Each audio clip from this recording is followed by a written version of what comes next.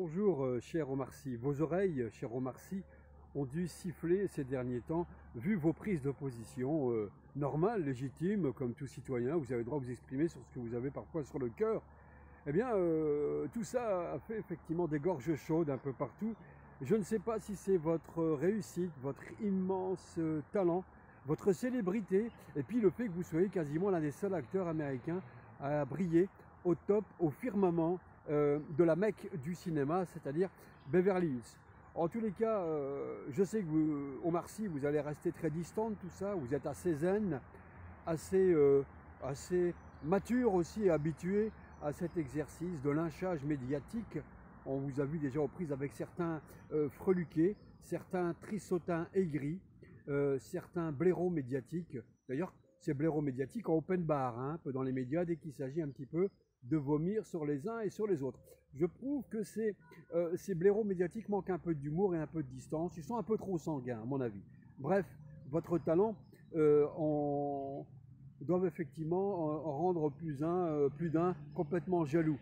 Et pour paraphraser Mokobé du 113, les jaloux vont maigrir. Les jaloux ont dû maigrir suite à votre réussite. J'espère qu'un jour, vos empreintes resteront sur le fameux boulevard aux États-Unis où les empreintes des mains des stars sont imprimées et que les vôtres, cher Omar Sy, côtoient celles de votre compatriote en religion, à savoir Mohamed Ali.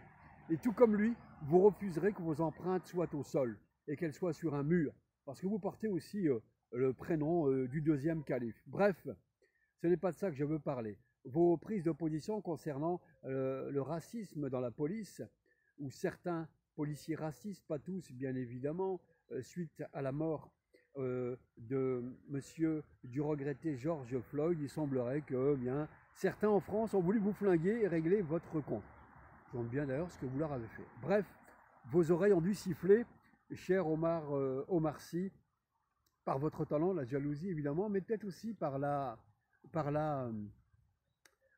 fait que, eh bien, vous ne vous contentez pas d'être un grand acteur, mais vous voulez aussi être un citoyen à part entière. Et certains, peut-être, allez savoir, dans les officines, aimeraient dire, écoutez, vous êtes noir, vous avez du talent, très bien, vous avez de l'argent, mais faut vous écraser un peu plus. Et c'est pas le genre, c'est pas dans le tempérament d'Omar Sy de se taire. Bravo pour ça, bravo pour vos prises de position concernant l'islamophobie, bravo pour vos prises de position concernant aussi, cher Omar Sy, la lutte contre les Rohingyas, une autre islamophobie criminelle, celle-là. Tout ça font que vous êtes un citoyen extraordinaire et tout ce que vous entreprenez vous réussit à merveille. Et on vous attaque de partout, systématiquement, surtout ces derniers temps, comme Camélia Jordana qui avait dénoncé la police qui s'en prenait plus facilement aux Noirs et aux Arabes. Elle dénonçait certains policiers, pas la police. Évidemment, toute la police n'est pas raciste. La grande majorité d'entre elles ne l'est pas d'ailleurs. Elle est citoyenne et rend service à tout le monde. On le reconnaît, aussi la difficulté du métier de policier. Pour autant, comme le dit Christiane Taubira, il faut dénoncer les excès, la violence et le racisme de certains policiers qui n'honorent pas la profession. Elle n'est pas la seule à le dire, Taubira. Mélenchon le dénonce aussi, comme vous, Omar Sy, comme Camélia Jordana. Il y a aussi le policier Philippe Alexandre, je crois, qui le dénonce aussi à sa façon. Il y a aussi Noam Anwar aussi qui le dénonce. Ils sont très nombreux à le dénoncer. Alors, en France, certains, effectivement, sont un peu aigris et vous reprochent d'avoir pris position. Ils vous reprochent même de gagner de l'argent, d'être un bourgeois. Certains même balancent que vous ne paieriez pas vos impôts. C'est assez pitoyable en tous les cas. Vous ne payez pas vos impôts. C'est une opération, je veux dire, de délation. Pas terrible tout ça. Bref, cher Omar Sy, continuez comme ça. On est de votre côté, comme Camélia Jordana,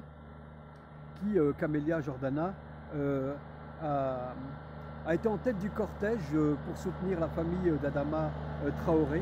Adama Traoré qui reste effectivement une affaire très franco-française, mais qui est sur le grill en ce moment. Camélia Jordana qui a dit ce qu'elle avait sur le cœur, sans agressivité, sans méchanceté. Du reste, Camélia Jordana qui était en tête du filet, un peu comme une Angela Davis pour soutenir la famille, et qui a été prise à partie, tir groupé sur elle, etc., de partout, et même par quelques freluquets, encore une fois, quelques blaireaux médiatiques qui n'ont pas raté l'occasion de vomir sur elle. Il y a même eu un journaliste que j'appellerais la Bécochon, L'abbé Cochon, CAU, CHON, du nom de cet abbé français qui avait condamné Jeanne d'Arc sur le bûcher à être brûlée, eh bien ce journaliste Cochon, ce journaliste porcin, a cru bon de dire que Camilla Jordana elle n'est plus française, elle est franco-algérienne, comme si ça représentait une tare.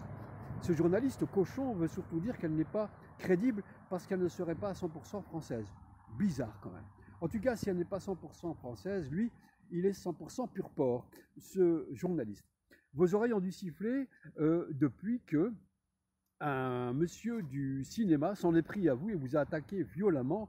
Alors Olivier, je ne sais pas ce qui lui a pris contre vous d'avoir cette charge brutale. Moi, je propose Omar Sy que vous lui accordiez un film afin qu'il puisse un peu briller au-delà du périphérique pour son cinéma. Parce que si M. Olivier a le droit de dire toute sa tendresse pour la police dont il est issu, a le droit de dire ce qu'il a sur le cœur, son amour pour la police, vous avez aussi autant le droit que lui de dire, M. Omar Sy, que ce que vous avez sur le cœur, sur ce qui vous révulse en ce qui concerne le racisme et de certains policiers, certains. Encore une fois, la majorité ne l'est pas, il faut le préciser, comme l'ont précisé Jordana et ainsi que qu'Omar Sy et bien d'autres. Accordez-lui un petit film, un petit tournage à Olivier Marchal, puisqu'il s'agit de lui qui était déchaîné contre vous, hein, complètement déchaîné. Olivier, on le voit plutôt calme à l'occasion. Olive, je ne sais pas ce qui vous prend, monsieur Olive. En général, vous êtes même réservé, un mec tenu, un mec très policé, sans jeu de mots, un mec policé. Avec un sens de la réserve, du verbe aussi mesuré. Là, vous êtes complètement déchaîné contre Omar Sy. Alors, je ne voudrais pas être méchant, mais peut-être que monsieur Olivier, vous manquez peut-être à la police, mais si vous arrêtez le 7e art, personne ne vous regrettera. Non, non, je le dis très franchement, vos films sont des téléfilms, sympas.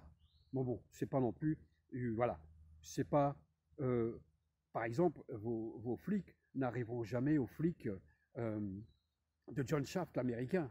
Je vous souhaite d'ailleurs, Omar Sy, un jour de jouer John Shaft, le grand flic américain, qui pour moi le plus grand inspecteur qui a été filmé un jour, le plus grand film de cinéma policier, c'est un Afro-Américain qui l'a incarné. Ouais, c'est John Shaft et vous avez la carrure pour le faire, Omar Sy. Vous avez la carrure pour le faire, Omar Sy.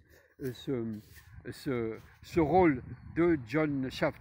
Ce John Shaft vaut mieux que l'inspecteur Harry, évidemment ridicule cet inspecteur Harry, qui n'arrive même pas à la suite d'un autre inspecteur que j'apprécie, c'est l'inspecteur Tahar. Oui. Donc, accordez-lui peut-être un tournage à Olivier, histoire de vous rabibocher et de vous réconcilier. Vous êtes aussi, Omar Sy, un peu le flic de Beverly Hills, aussi à votre façon. Et comment dire, et comment ajouter encore que vous avez tourné d'ailleurs le flic de Belleville avec l'excellent réalisateur Rachid Bouchareb.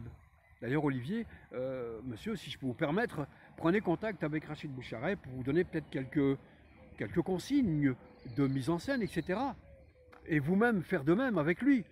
Voilà, on apprend des autres aussi, cher Olivier. Vos oreilles ont dit siffler, disais-je, Omar Sy. Au moment où j'entendais toutes ces informations, j'entendais en même temps une musique de Jacques Dutronc, qui s'appelle Beau Blaireau.